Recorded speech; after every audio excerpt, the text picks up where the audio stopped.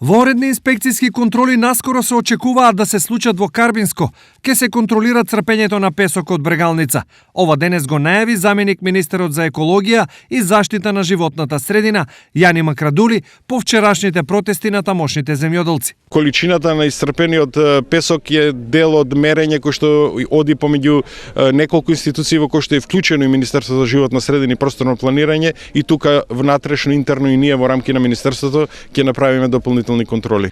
Изјавата на Макрадули доаѓа откако карбинските земјоделци најавија патроли и одбрана на коритото на Брегалница од црпењето на песок, кој според нив се вади неконтролирано. Значи, над 300 приколици песок носе.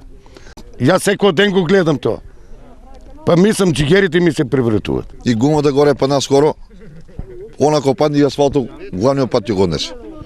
Разбираш, тоа толку е уништено на нула веќе. Ние сме тука собрани дефинитивно да се најде начин да и се одземе таа дозвола и да си одат. Иако фирмата Джолев Компани, која го врши црпењето, ги има сите уредни дозволи за тоа, сепак нивната работа на терен детално ќе се испитува. Дополнително на увид ќе бидат ставени сите компании и локации во регионот, каде се врши ископ на песок од речните корита.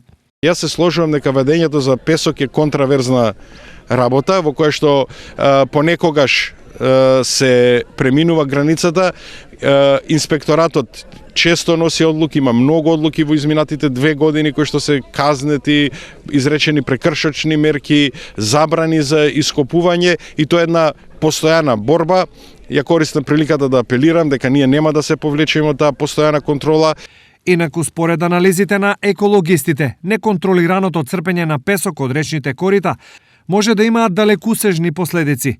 Истото може да доведе до деградирање на природата, уништување на животинскиот, растителниот свет и подземните води.